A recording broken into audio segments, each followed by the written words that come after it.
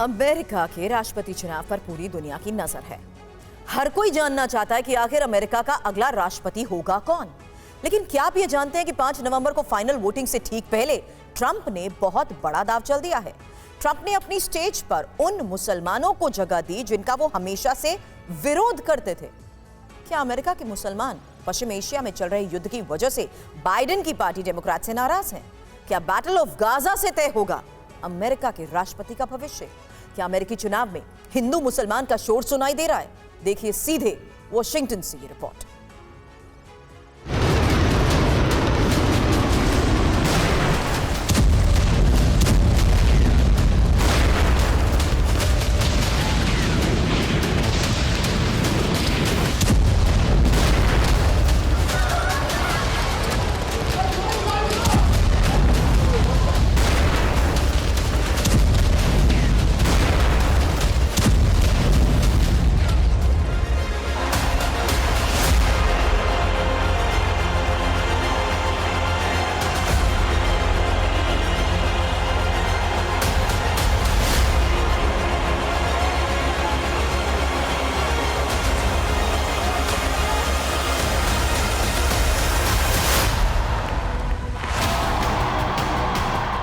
तारीख 26 अक्टूबर, जगह नोवी मिशिगन। अमेरिकी राष्ट्रपति चुनाव में पहली बार वो हुआ जिसकी कल्पना किसी ने भी नहीं की थी। अमेरिकी राष्ट्रपति चुनाव में पहली बार मिशिगन के स्टेज पर वो तस्वीरें दिखी जिसने अमेरिकी चुनाव में दिलचस्पी लेने वाले हर शख्स को चौंका दिया। ट्रंप के फैन से लेकर ट्रंप के विरोधी तक इन तस्वीरों को देखकर हैरान थे। ट्रंप एक एक कर उन लोगों से हाथ मिला रहे थे जिनका वो कभी खुलेआम विरोध करते थे। ट्रंप के स्टेज पर अरब मुस्लिम वर्ल्ड के लीडर्स थे। कुछ ने पठानी सूट पहन रखा था तो कुछ लोग टोपी में नजर आए। ट्रंप उनसे ऐसे मिल रहे थे जैसे वो उन्हें वर्षों से जानते हो। और फिर ट्रंप ने जो कहा उसकी उम्मीद किसी ने नहीं की थी।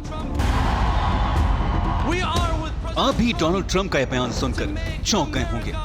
ये वही ट्रंप हैं जिन्होंने साल 2017 में एक एग्जीक्यूटिव ऑर्डर पास कर 7 मुस्लिम देशों के लोगों पर अमेरिका में घुसने पर 90 दिनों के लिए बैन लगा दिया था।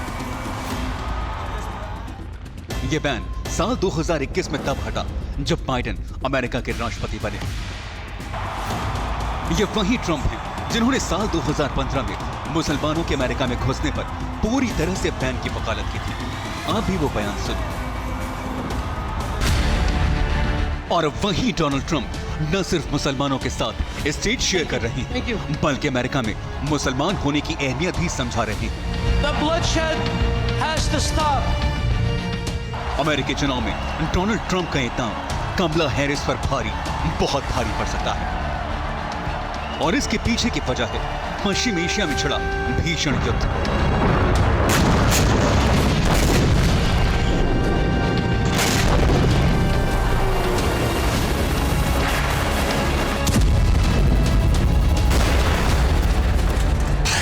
इजराइल में घुसकर हमास के हमले के बाद इजराइल ने पहले गाजा पर भीषण बमबारी की।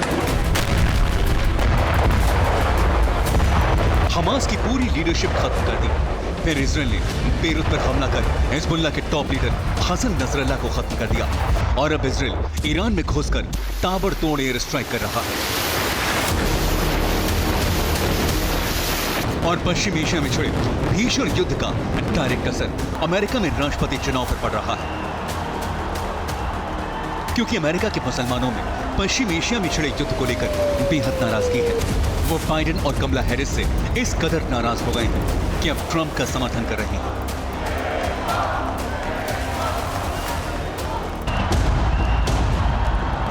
मुसलमानों का सपोर्ट हासिल करना डोनाल्ड ट्रंप के लिए ट्रंप कार्ड साबित हो सकता है। क्योंकि पश्चिम एशिया में छिड़े युद्ध से अमेरिका में मुसलमानों के एक बड़े वर्ग में डेमोक्रेट्स के लिए नाराजगी काफी बढ़ गई है। Institute for social policy and understanding यानी ISPU के एक सर्वे के मुताबिक गाजा युद्ध का अमेरिकी चुनाव पर बड़ा असर पड़ सकता है। 3 स्विंग स्टेट जॉर्जिया, पेंसिल्वेनिया और मिशिगन में मुस्लिम काफी नाराज हैं। जो 2020 में बाइडेन के सपोर्टर थे वो आज उनके विरोधी बन गए हैं। 3 स्विंग स्टेट्स में डेमोक्रेट्स को 2020 में 65% वोट मिले थे। नए सर्वे में सिर्फ 12% ने कहा है कि वो कमला हैरिस को वोट देंगे।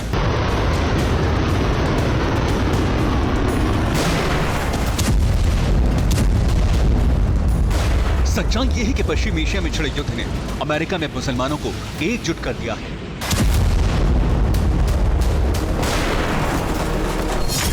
तीनों स्विंग स्टेट जॉर्जिया, पेंसिल्वेनिया और मिशिगन में 61% लोगों ने कहा है कि वो युद्ध को ध्यान में रखकर वोट करेंगे।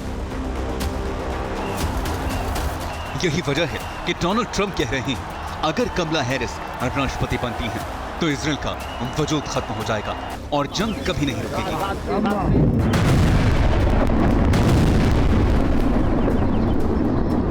ट्रंप के इस तरह के बयानों का असर भी देखने को मिल रहा है। इस बार अमेरिका में ट्रंप की लोकप्रियता में काफी उछाल भी आया है। तीनों स्विंग स्टेट जॉर्जिया, पेंसिल्वेनिया और मिशिगन में साल 2020 में 18% लोग ट्रंप को पसंद करते थे। यह आंकड़ा बढ़कर अब 22% हो चुका है।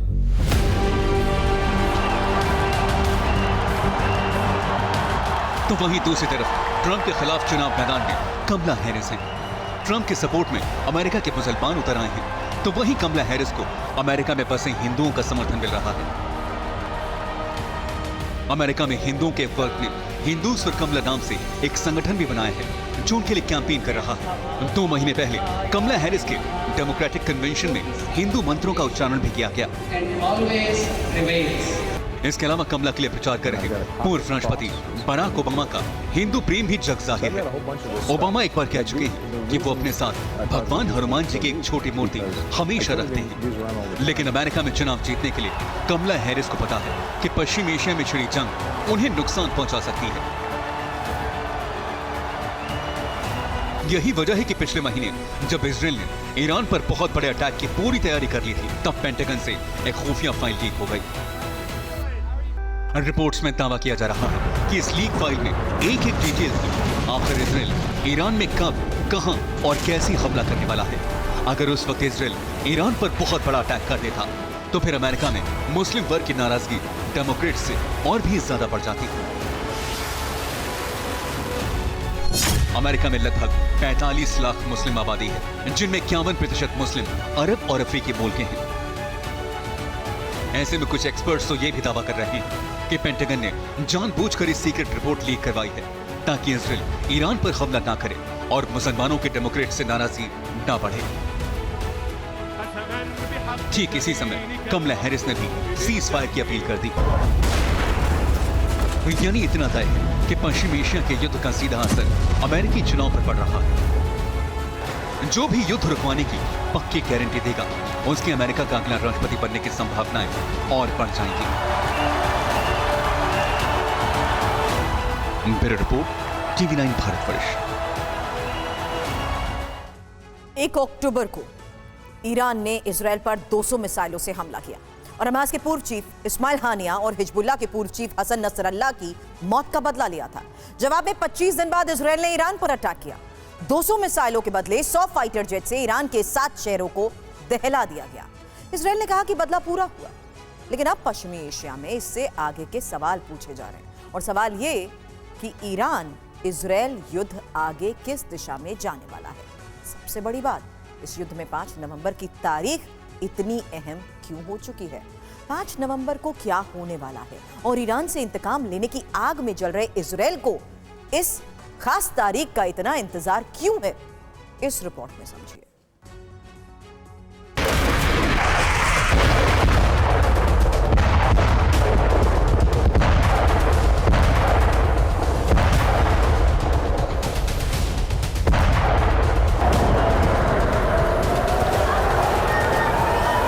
आसमान से ईरान पर इजराइल के बरसते बारूदी शोले हैं। इस जवाबी हमले की बड़ी बात यह है कि इजराइल ने हमले से पहले ही ईरान को अटैक की चेतावनी दे दी थी। इजराइल ने तेहरान से कड़े शब्दों में यह भी कहा था कि इसके बाद ईरान तेल अवीव को जवाब देने का दुस्साहस ना दिखाए।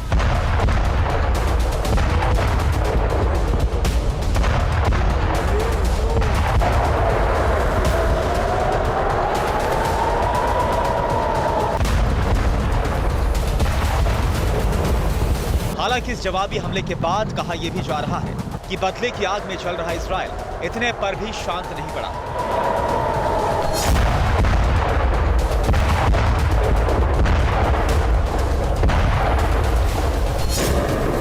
वो आगे ईरान पर इससे भी बड़ा अटैक कर सकता है, लेकिन कब?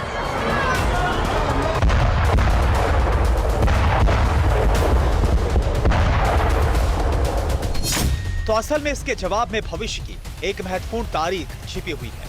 वो तारीख 5 नवंबर बताई जा रही है। क्या होने वाला है 5 नवंबर को, और ईरान को दहलाने के लिए इजराइल को इस तारीख का बेसब्री से इंतजार क्यों है?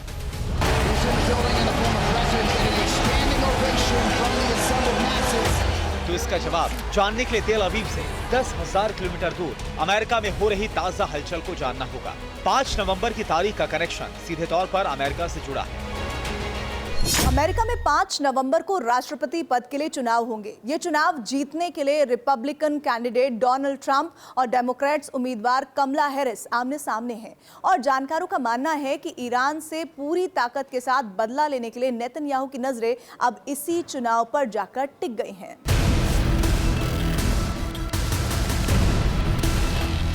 असल में ईरान पर विध्वंसक हमले के लिए नेतन्याहू की आगे की वॉर स्ट्रेटेजी इसी बात पर निर्भर करती है कि अमेरिका में ये चुनाव कौन जीतने वाला है। अगर कमला हैरिस चुनाव जीती तो पश्चिमी एशिया के हालातों में ज्यादा कुछ बदलाव होने की संभावना नहीं है।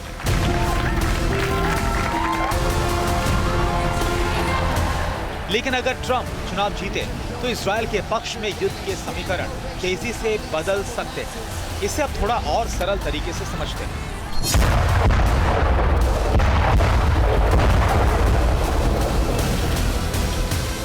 इजराइल ने 25-26 अक्टूबर की दरमियानी रात ईरान के मिलिट्री ठिकानों को टारगेट किया।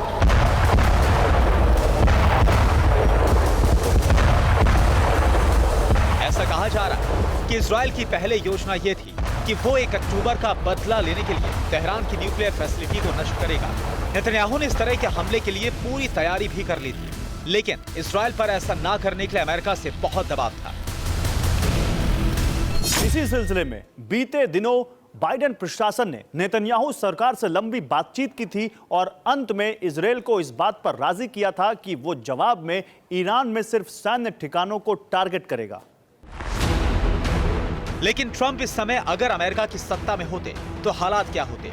इसे 1 अक्टूबर को इजराइल पर हुए ईरानी हमले के बाद ट्रंप के एक विस्फोटक बयान से समझा जा सकता है।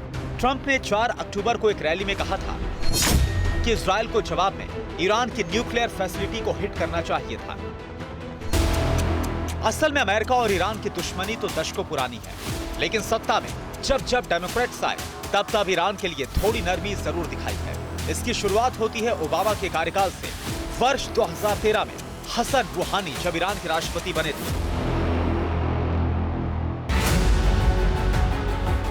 तब ओबामा प्रशासन की ओर से ईरान के न्यूक्लियर प्रोग्राम को काबू में रखने के लिए लंबी कूटनीतिक पहल हुई थी। और वर्ष 2015 में यूएनएससी के 5 सदस्य देशों के अलावा जर्मनी और यूरोपियन यूनियन ने मिलकर ईरान के साथ एक न्यूक्लियर डील की थी।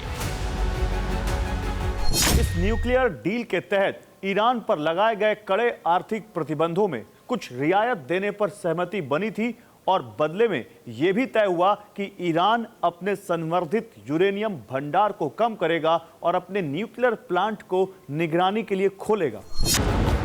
लेकिन फिर साल आया 2018। उस समय अमेरिका में सरकार बदल चुकी थी। डेमोक्रेट्स ओबामा की जगह रिपब्लिकन डोनाल्ड ट्रंप पहली बार अमेरिका के राष्ट्रपति बने थे और इसके साथ ही ईरान को लेकर हालात भी बदल चुके थे, क्योंकि ट्रंप ने सरकार में आते ही ओबामा कार्यकाल में ईरान के साथ हुई न्यूक्लियर डील को खत्म कर दिया था। अमेरिका को ईरान के परमाणु समझौते से अलग कर लिया था। जाहिर है कि तभी से ट्रंप की मंशा ईरान के न्यूक्लियर प्रोग्राम को खत्म करने की है और नेतन्याहू भी पश्चिमी एशिया में प्रभुत्व जमाने के लिए ईरान पर बिल्कुल यही एक्शन लेना चाहते हैं।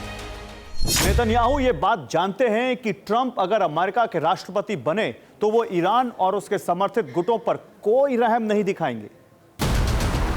वो इसकी वानगी वर्ष 2020 में भी दे चुके हैं। तब ट्रंप प्रशासन में शामिल लोगों के लाख मना करने के बावजूद उन्होंने ईरान के सुप्रीम लीडर कासिम सुलेमानी को मारने का ऑर्डर जारी किया था और तभी से ट्रंप खास तौर पर ईरान के जानी दुश्मन बन चुके हैं।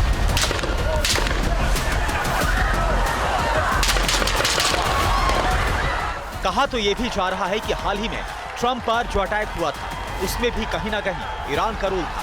हालांकि इसकी पुष्टि नहीं हुई।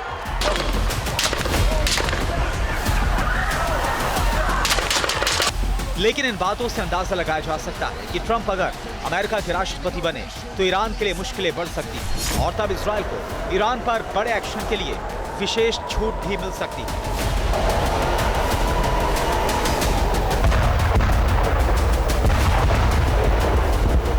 हालांकि ये सब कुछ भविष्य की बातें हैं और पश्चिमी एशिया में इजराइल के आगे युद्ध नीति अब 5 नवंबर को होने वाले अमेरिकी चुनाव पर जाकर टिक गई है।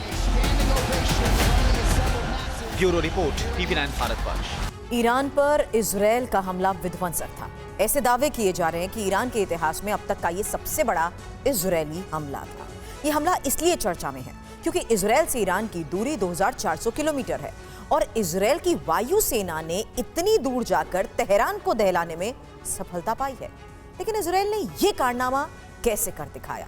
इसका जवाब है इजराइल की वायुसेना में शामिल एक लड़ाकू जांबाज जिसका नाम है पराक्रमी अदर। कौन है ये अदर? अमेरिका तक इजराइल के अदर की इतनी चर्चा क्यों है? इस खास रिपोर्ट से समझिए।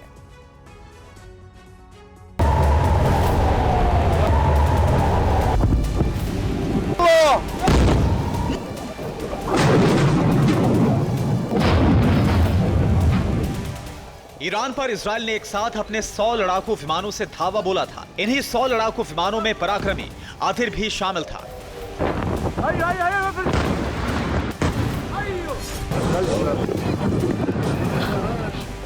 आदिर इजराइल का वो फाइटर जेट है जिसकी चर्चा इस समय तेल अवीव से लेकर तेहरान और अमेरिका तक हो रही है।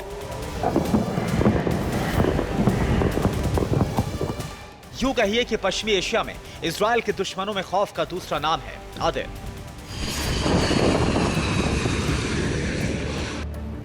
आदिर को करीब से जानने समझने के लिए इजरायली हमले के दौरान का 36 सेकंड का एक और वायरल वीडियो दिखाते हैं। यह वीडियो उस समय का है जब इजराइल से 100 लड़ाकू विमानों ने तेहरान पर अटैक के लिए उड़ान भरी थी और उसमें से एक की आसमानी गर्जना को लोगों ने जॉर्डन के आसमान में सुना था।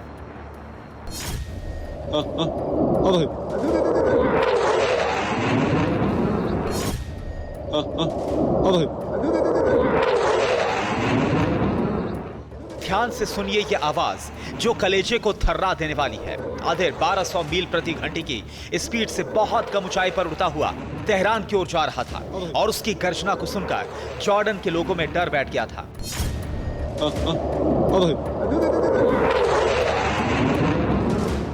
लेकिन आदिर के पायलट को इसकी फिक्र कहां? वो तो निकला था ईरान को अपनी ताकत का एहसास कराने।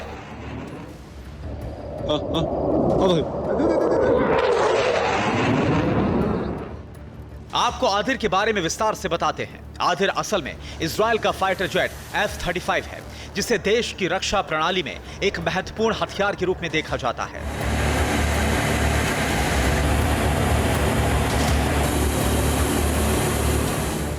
ऐसा हथियार जिसका मुकाबला पूरी दुनिया में नहीं है क्योंकि यह 5वीं पीढ़ी का स्टेल्थ फाइटर जेट है जिसे इजराइल की जरूरतों को ध्यान में रखकर विशेष तौर से अमेरिकी कंपनी लॉकहीड मार्टिन ने तैयार किया है, जिसका इस्तेमाल निगरानी से लेकर इलेक्ट्रॉनिक वॉरफेयर और खुफिया जानकारी तक जुटाने में किया जाता है।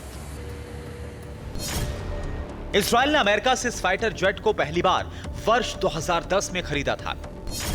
वर्ष 2018 में पहली बार इसकी तैनाती इजरायली वायुसेना में की गई थी और उसी वर्ष सीरिया में ईरानी सैन्य ढांचे को तबाह करने के लिए इजराइल ने पहली बार आदिर F-35 का इस्तेमाल किया था।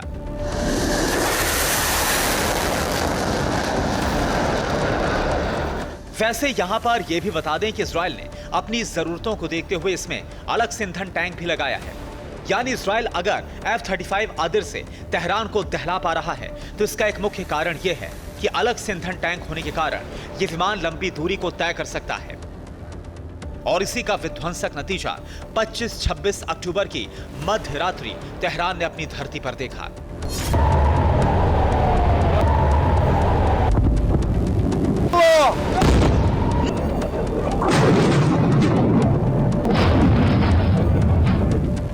वैसे तेहरान अगर इजराइल के F-35 आदिर से कांप उठा है तो इसकी एक बड़ी वजह और भी है। आदिर F-35 बहुत कम ऊंचाई पर उड़ान भर सकता है, दुश्मन के रडार को चकमा देने में सक्षम है और जब तक दुश्मन कुछ समझ पाता है तब तक ये बड़ी तबाही मचाकर वापस भी लौट आता है।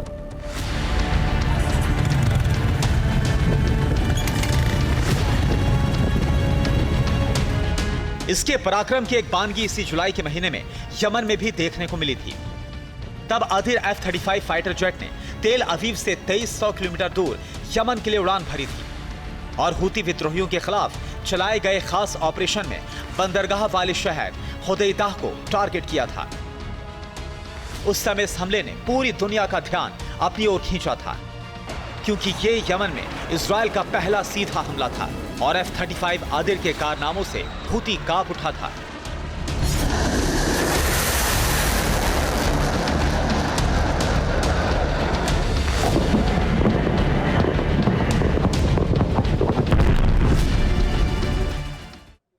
अब बात कानपुर की एक मर्डर मिस्ट्री की, वो हत्याकांड जिसकी पहेली 4 महीने बाद पुलिस सुलझा पाई है और एक महिला जिसकी हत्या हुई उसका कंकाल डीएम आवास के पास मिला। कानपुर में हुई इस वारदात की पूरी कहानी फिल्मी है। आरोपी कातिल भी पहचान वाला ही निकला। आखिर कैसे? पुलिस 120 दिन बाद इस केस की तह तक पहुंची। वो कौन से सवाल हैं जो अब तक अनसुलझे हैं, इस रिपोर्ट में देखिए।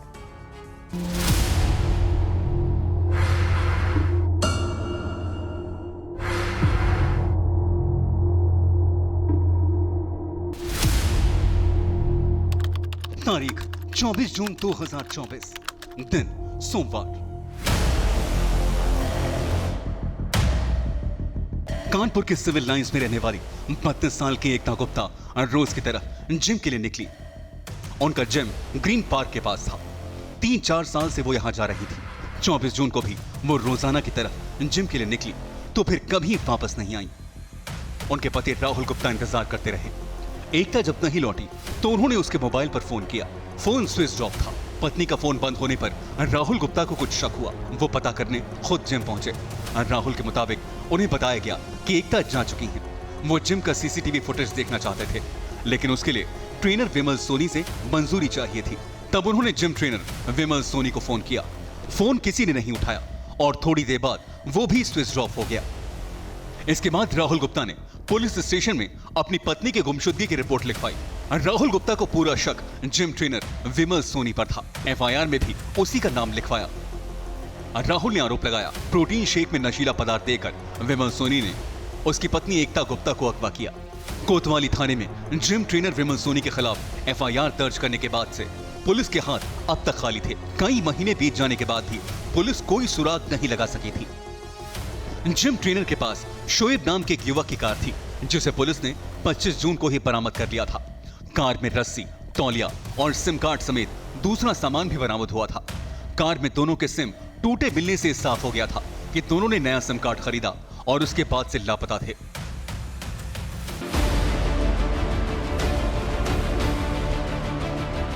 पुलिस के लिए यह केस किसी पहेली की तरह था। मामले के खुलासे के लिए थानेदार से लेकर एडिशनल कमिश्नर ऑफ पुलिस तक जुटे थे। 4 महीने की खोजबीन के बाद शुक्रवार को आरोपी विमल सोनी पकड़ा गया। पुलिस ने उससे पूछताछ शुरू की। आरोपी ने पहले कहा कि शव गंगा नदी में बहा दिया। इसके बाद भी पुलिस को गुमराह करता रहा। पुलिस उसके बताए लोकेशन पर जाती, लेकिन कुछ हासिल नहीं होता। ऐसे में जब सख्ती की गई तब उसने राज खोला।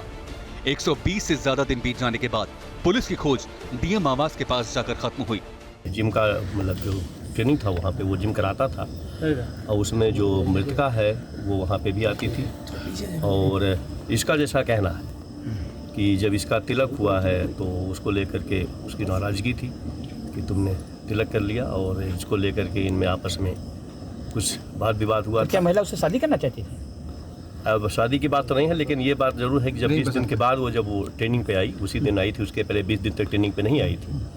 तो जब आई तो ये उसने बात करने के लिए कहा, गाड़ी में गए बैठ के। उसी दौरान इनमें हार्ट अटैक हुई और हार्ट अटैक होने के बाद जैसा कि इसने बताया कि वो हमने उसको मार दिया और मार करके ला करके यहाँ पे उसको तो यहाँ से कानपुर के इस हत्याकांड को बिल्कुल दृश्यम फिल्म की तरह अंजाम दिया गया।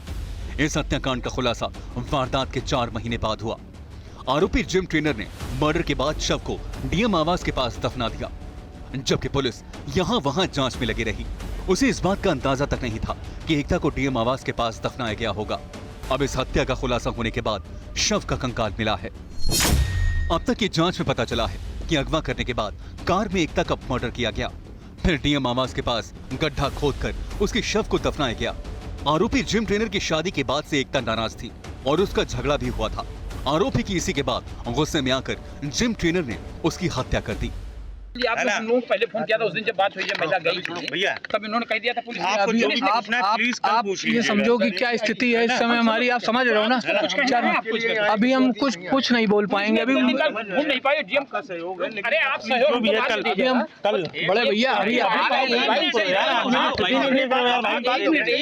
पार्टी मिली है, हम लोग तो बाड़ी आए हैं ना, क्या जो पार्टी मिली इसको क्या मानते हैं?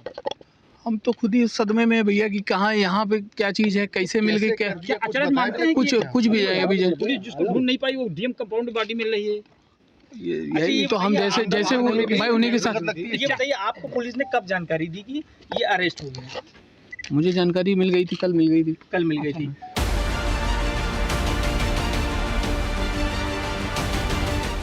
कहा जा रहा है कि विमल सोनी ने पूछताछ में कबूल कर लिया है कि फिल्म दृश्यम देखकर उसे शव को डीएम आवास के पास ठिकाने लगाने का आइडिया आया ताकि वो पकड़ा ना जा सके। लेकिन फिल्मी कहानी और रियल लाइफ का फर्क शायद वो समझ नहीं पाया, इसीलिए पुलिस की गिरफ्त में आने के बाद वो टूट गया।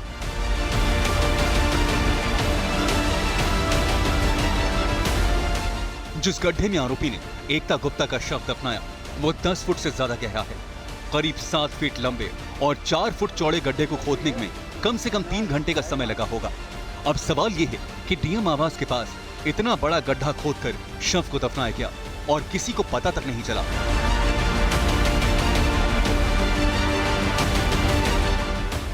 डीएम आवास के पास सिक्योरिटी में इतनी बड़ी चूक कैसे हो सकती है? और सवाल यह भी, क्या इस हत्याकांड में कोई और भी शामिल है? कानपुर से प्रभाकर की रिपोर्ट, TV9 भारतवर्ष।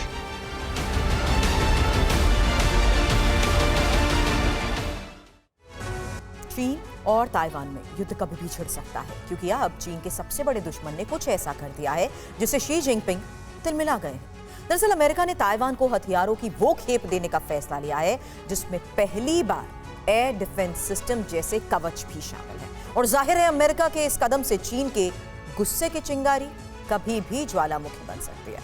अब सवाल तो ये है कि इसमें सिर्फ ताइवान झुलसेगा या फिर अमेरिका चीन में आर पार की जंग होगी। देखिए ये रिपोर्ट।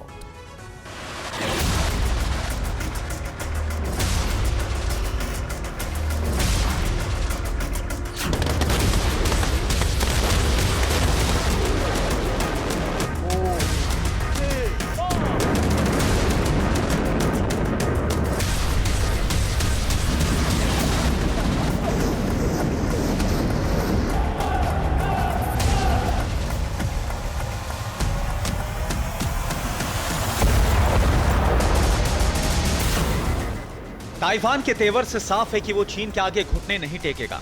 अगर शी जिनपिंग की सेना डराएगी तो ताइवानी आर्मी भी अपनी ताकत जरूर दिखाएगी, जिसका सबूत ये शक्ति प्रदर्शन है।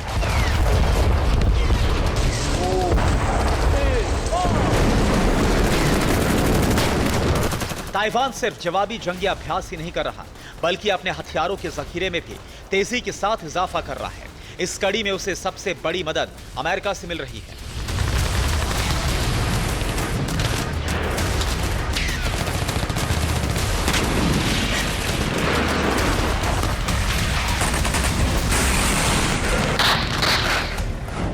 जिसने 24 घंटे पहले ही ताइवान को $2 बिलियन यानी कि 16,820 करोड़ रुपए के नए हथियार देने का ऐलान किया है। सबसे बड़ी बात यह है कि अमेरिका ने ताइवान को पहली बार आधुनिक सरफेस टू एयर यानी कि जमीन से हवा में मार करने वाली मिसाइल डिफेंस सिस्टम भी देने का फैसला किया है। जाहिर है अमेरिका के इस कदम से चीन का क्रोध भड़कना लाजमी है, लेकिन अमेरिका है कि चीन की चिंता से पूरी तरह से मुक्त नजर आ रहा है। उसके लिए अपना कानून ताइवान रिलेशंस एक्ट सर्वोपरि है, जिसके तहत अमेरिका ने इस टापू देश को चीन के हमले से बचाने का वादा किया है।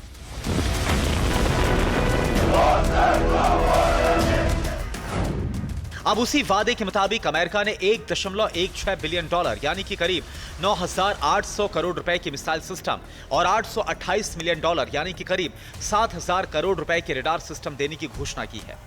इन हथियारों में national advance surface to air missile system यानी कि NASAMS जो मीडियम रेंज का एयर डिफेंस सिस्टम है और advance AMRAAM surface to air missile system भी शामिल है। बड़ी बात यह है कि रूस यूक्रेन युद्ध में NASAMS ने अपनी ताकत का कई बार प्रदर्शन किया है। जब इसके बूते यूक्रेन ने रूस की मिसाइलों को जमींदोज कर दिया।